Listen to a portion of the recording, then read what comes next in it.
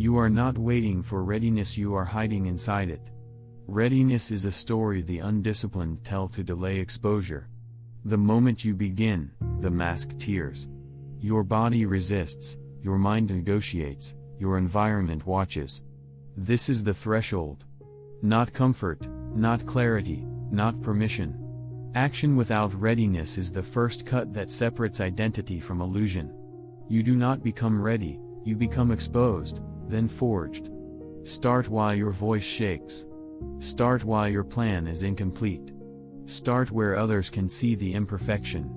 Pressure will shape you faster than preparation ever could. Discipline begins where excuses lose protection.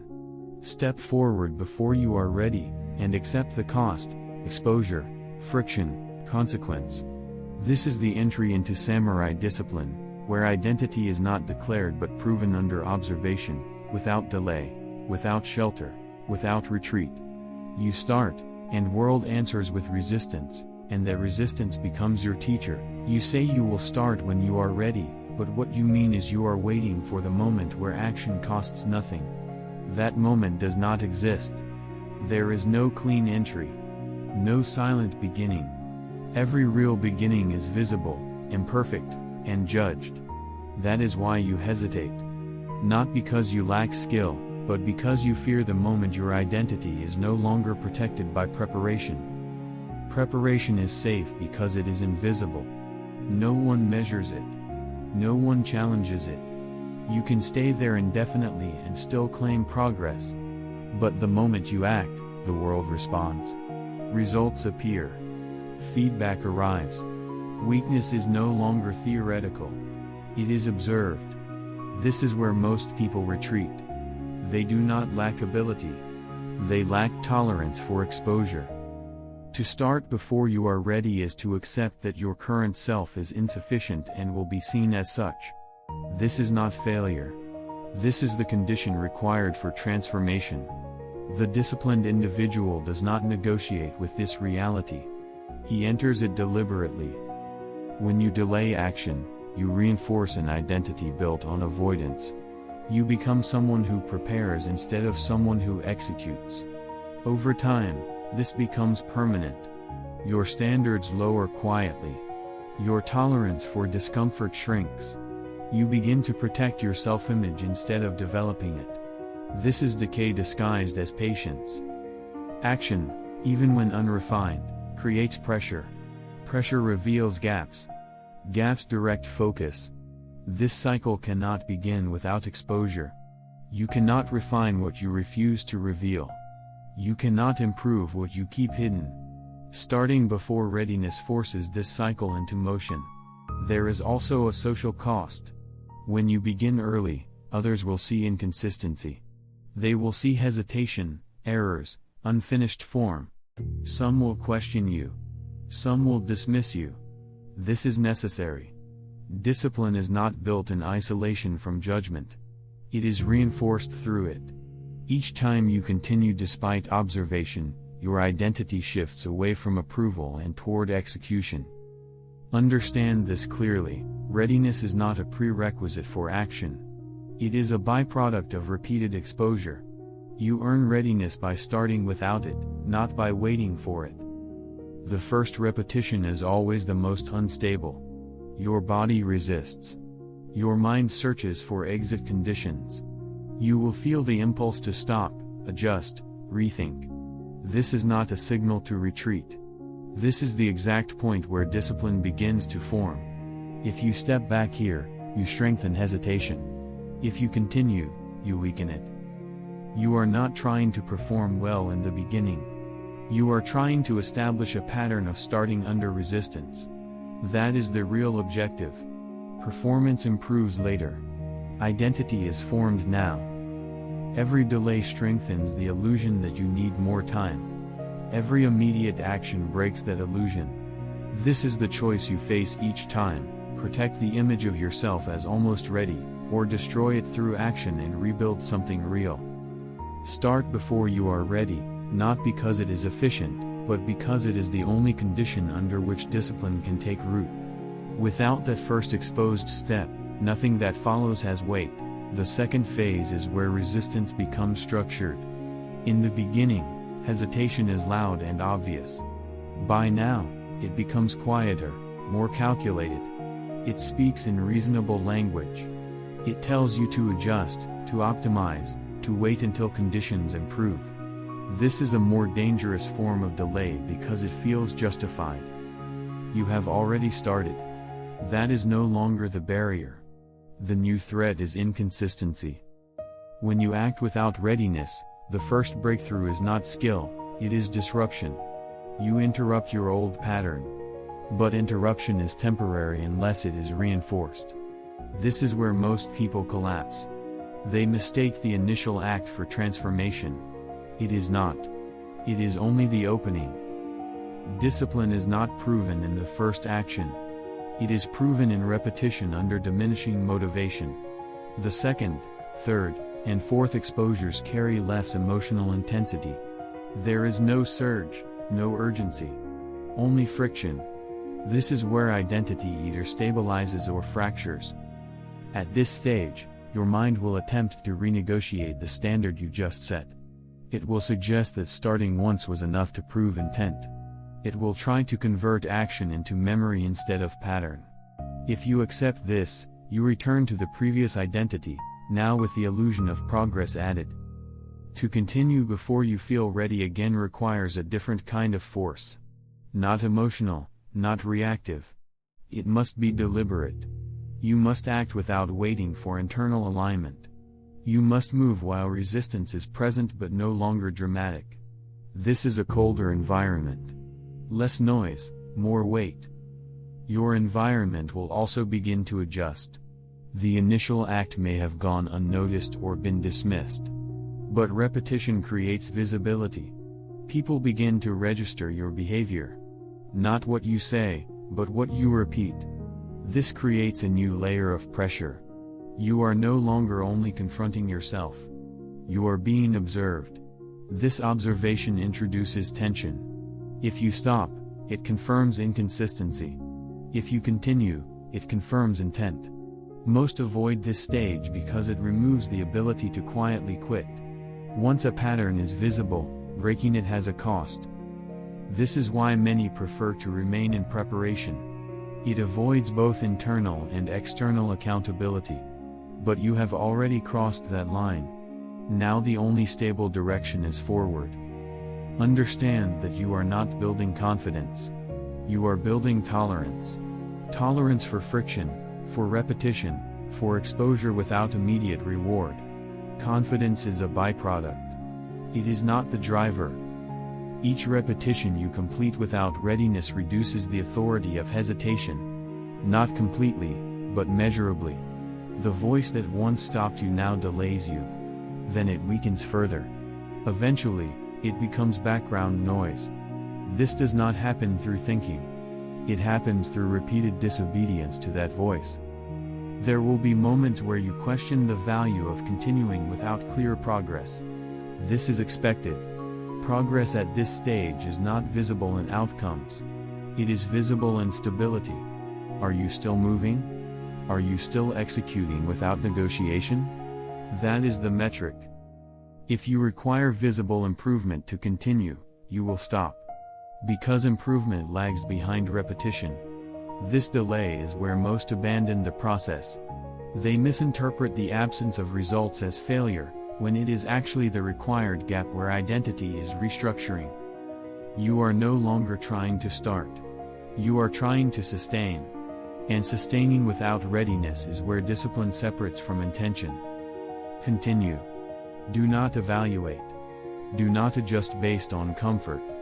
The pattern must solidify before refinement has meaning.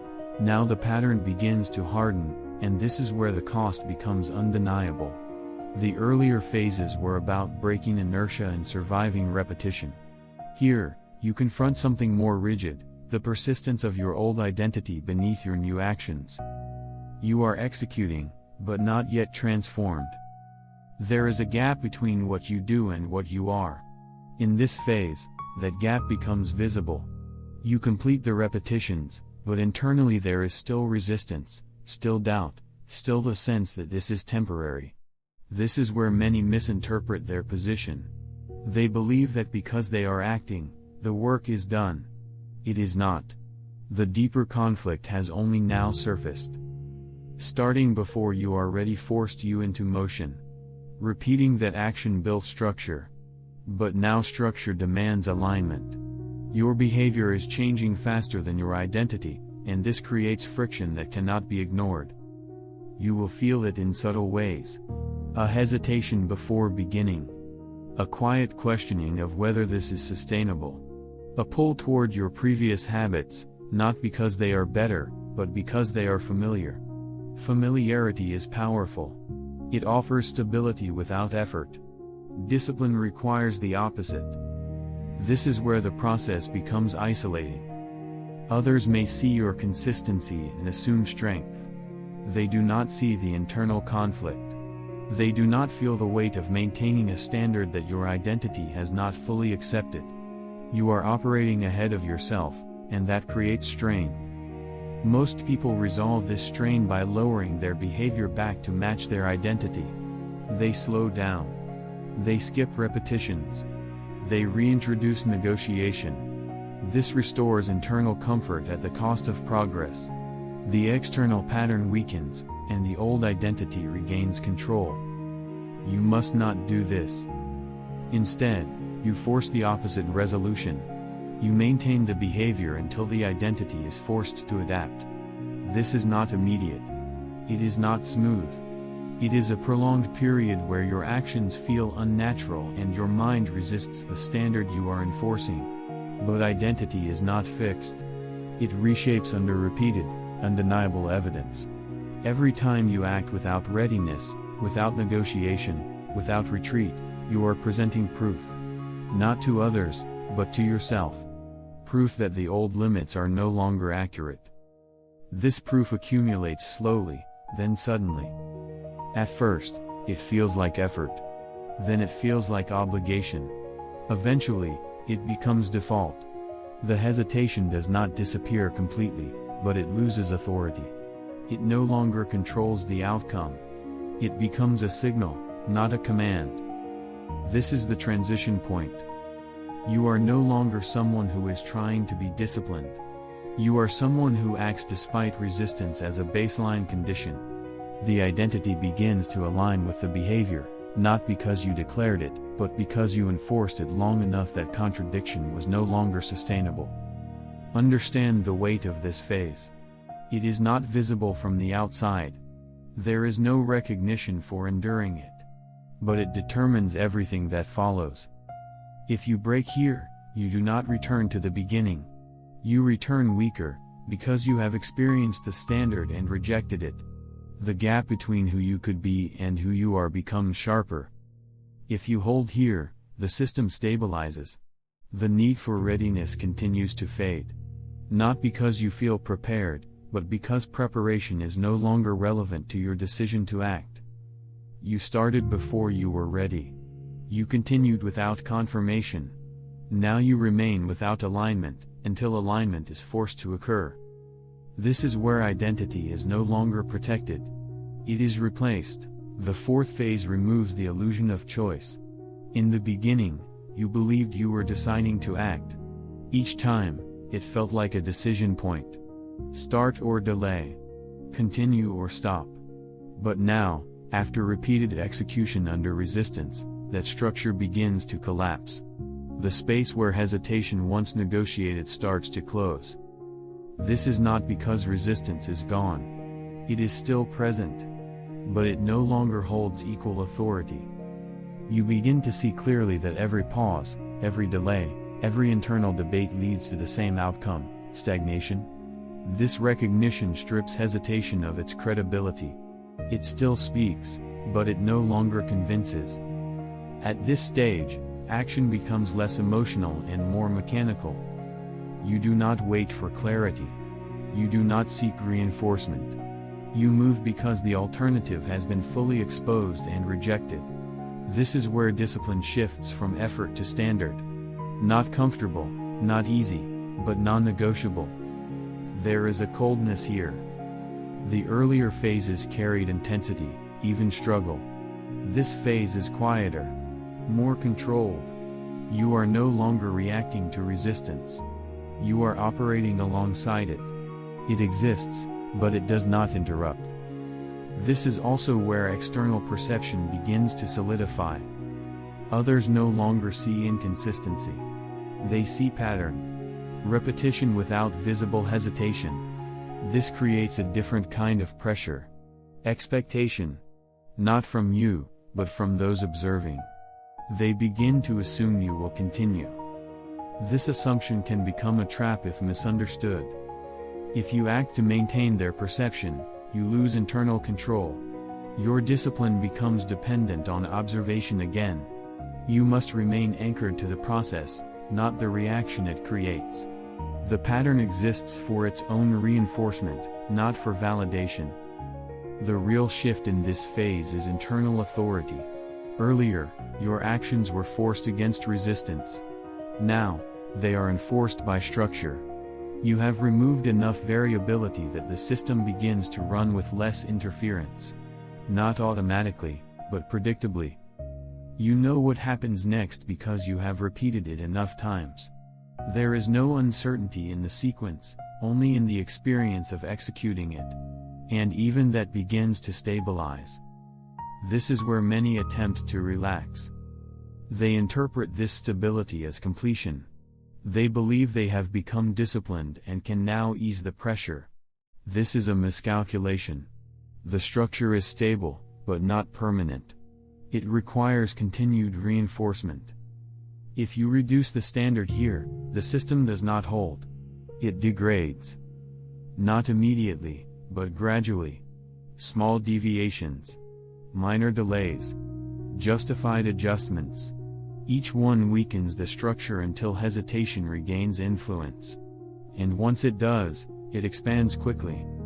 You must understand that discipline is not maintained through intensity, but through consistency of standard. The same standard that forced you to start before readiness must remain in place even when readiness feels irrelevant. There is no graduation point where you are allowed to return to comfort. The identity you are building does not operate on permission. It operates on execution. That must remain unchanged. In this phase, you no longer ask whether you are ready. That question has lost meaning. You ask only whether the action has been completed. If it has not, you move. No discussion. No evaluation of mood. No adjustment based on internal state. This is the narrowing of the path. Fewer options. Fewer interpretations. Fewer excuses that can survive under scrutiny. You remove everything that does not lead directly to execution. And what remains is simple, but not easy. You act. Again and again. Under the same standard. Without reopening the question you already answered when you chose to start before you were ready. The structure you have built begins to confront something deeper than hesitation or inconsistency. It confronts identity residue. Not the obvious resistance you felt at the beginning, but the remaining fragments of who you were before you started. These fragments do not appear as open refusal. They appear as subtle deviations. You follow the pattern, but you begin to adjust its edges. You allow slight delays. You soften the intensity. You maintain the appearance of discipline while reducing its pressure. This is refinement in the wrong direction. It is not improvement. It is dilution. This phase is dangerous because the deviations are small enough to justify. You tell yourself the standard is still intact, that the core remains unchanged. But discipline does not break through collapse. It erodes through permission. Each small adjustment signals that the structure is negotiable again. And once negotiation returns, it spreads. You must recognize this immediately. The system you built was not designed for comfort. It was designed to override your previous limits. If you begin modifying it to feel sustainable, you are aligning it back with the identity it was meant to replace. There is a difference between refinement and compromise. Refinement increases precision without reducing demand. Compromise reduces demand to protect comfort. If your adjustments make execution easier without increasing output or accuracy, you are not refining. You are weakening the structure. At this stage, your awareness must sharpen. You are no longer fighting to start. You are no longer struggling to repeat. You are protecting the integrity of what has already been built. This requires a different kind of discipline. Not force, but vigilance. You must observe your own behavior with the same scrutiny that once came from the outside. No one will correct you here. The pattern looks stable from the outside. Others will assume consistency even if it is degrading internally. This removes external pressure and places full responsibility on you. This is where self-deception becomes the primary threat. You will begin to rationalize minor changes. You will label them as efficiency, balance, sustainability. Some may even appear logical. But if they reduce the standard, they are regressions, regardless of how they are framed. Discipline at this level is not about doing more. It is about allowing nothing to slip. The repetitions continue, but now each one carries a different weight. It is no longer about proving you can act. It is about proving you will not adjust the standard to make acting easier. This creates a quiet tension. There is no visible struggle, but there is constant monitoring. A refusal to drift. A refusal to reinterpret the rules you set when you were under pressure. Because those rules were built to counter your weakest state, not your current one. If you only follow them when they feel necessary, you have already weakened them. The identity you are forming depends on consistency across all states, not just difficult ones. If the standard changes based on how you feel, then feeling still controls you. That must be eliminated. You act under the same conditions, with the same expectations, regardless of internal variation. This removes instability. It removes the influence of mood, energy, and preference. What remains is structure. And structure, when preserved without compromise, becomes identity. By this phase, you are no longer building discipline. You are defending it. Every action either reinforces the standard or introduces a crack. There is no neutral repetition.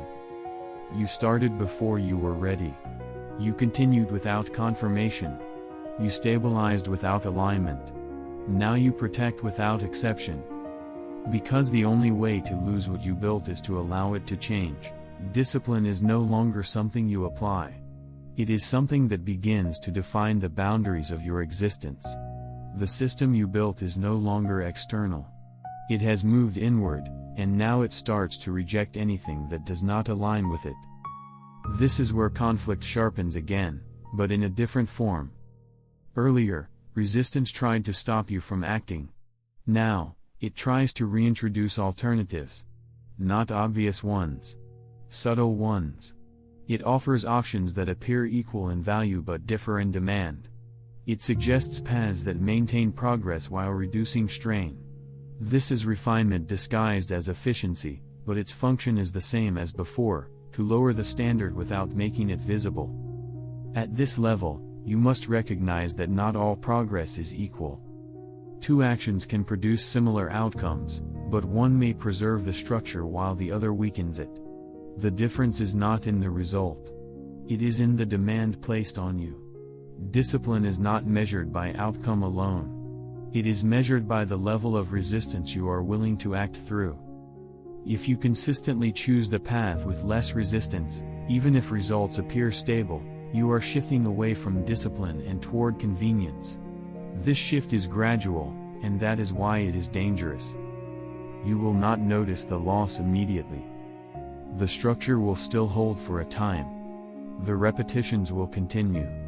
But the internal standard begins to soften. The edge that once forced you forward begins to dull. You act, but with less precision, less intent, less pressure. And over time, that reduction compounds. This phase requires a return to severity. Not emotional intensity, but strict adherence to the original demand. The version of you that started before readiness set a standard under pressure. That version did not negotiate. It did not optimize for comfort. It acted because it had no tolerance for delay. You must maintain that same intolerance, even now. Because if you allow your current strength to justify reduced demand, you create a gap again. A new distance between what you are capable of and what you require from yourself. That gap will grow if left unchecked. This is the paradox of discipline at this level. The stronger you become, the easier it is to weaken yourself without noticing. Because you no longer rely on force to act, you begin to believe force is no longer necessary. But the removal of force removes the constraint that kept your standard intact. You must choose to maintain it. Deliberately. Repeatedly. Without adjustment based on how far you have come. There is no reward for making it easier. The only stability comes from maintaining the same level of demand regardless of progress. This ensures that your identity continues to harden instead of relax. You are no longer chasing improvement. You are preventing regression. Every action now is a confirmation of standard, not a test of ability. You already know you can execute. The question is whether you will continue to require that level of execution from yourself without lowering it. This is where most systems fail. They are built under pressure but maintained under comfort. And comfort rewrites the rules. You must prevent that rewrite. The structure must remain unchanged. The demand must remain fixed. The execution must remain consistent. Because at this point, you are not building something new. You are deciding whether what you built will remain, where the system is no longer under construction, and no longer under threat from obvious weakness. What remains is exposure to something more subtle and more final, permanence. Up to this point, every phase carried the sense that you were building toward something. That there was still distance, still progression, still a future state where this would settle. In this phase, that illusion ends. There is no next version. What you are now maintaining is not a path toward identity. It is identity itself. This is where many experience an unexpected drop in intensity. Not because discipline has weakened, but because the sense of pursuit has disappeared. There is no longer a target to chase. Only a standard to uphold. Without a target, the mind begins to question the purpose. It asks what this is for. It searches for a new objective, a new outcome, something to justify continued effort. This is another form of resistance. Not emotional, not physical, but existential. It attempts to reframe discipline as a means instead of an end. You must reject this. Discipline at this level does not exist to achieve something else. It exists as the condition under which everything else is done. If you reduce it to a tool, you will eventually set it aside when it is no longer needed. And that is how regression begins. This phase requires acceptance of repetition without escalation. No new systems. No increased complexity. No expansion to maintain engagement. Just the same standard, executed again, under the same conditions, without variation. This is where boredom appears. Not the restless boredom of inactivity, but the quiet repetition of stability. The system runs. The actions are known. The outcomes are predictable. There is no novelty to stimulate you. Most cannot remain here. They introduce change to escape the monotony. They adjust the system, not because it needs improvement, but because they need stimulation. This breaks the structure. It reintroduces variability. And with variability comes instability. You must remain. Not because it is engaging, but because it is correct. The absence of stimulation is not a flaw. It is proof that the system no longer depends on emotional input. It operates independently. That is the goal. At this level, discipline becomes silent. No internal conflict. No visible struggle. No external validation. Just execution. Consistent, controlled, and unremarkable from the outside. This is where identity becomes fixed. Not declared, not reinforced, but lived without interruption. You no longer think about starting before you are ready. That condition has been removed entirely. There is no version of you that waits. And because of that, there is no longer a decision to make. Only continuation. This is the final shift. From forcing action, to embodying it. From resisting delay, to eliminating it. From building discipline, to existing within it. There is nothing left to prove. Only something to maintain. There is no moment where you are declared ready. No signal, no confirmation, no external approval that marks the transition. That idea has been removed completely. What remains is a single condition that has followed you through every phase. You act, regardless of state. You began before readiness, when hesitation was loud and visible. You continued when resistance became quieter and more convincing. You held the structure when your identity resisted alignment. You protected it when subtle compromise tried to weaken it. You maintained it when strength made it easier to lower the standard. And now, you exist within it without question. This is the result. Not confidence. Not motivation. Not a temporary state you can lose and regain. It is a fixed pattern of behavior that no longer depends on how you feel, what you think, or what you prefer. You do not wait. That version is gone. And because it is gone, there is nothing left to overcome in order to begin. There is only continuation. The same standard. The same execution. Repeated without interruption. This is what it means to start before you are ready. Not a single act, but a permanent removal of the need to be ready at all. The process does not end here. It remains. And so do you.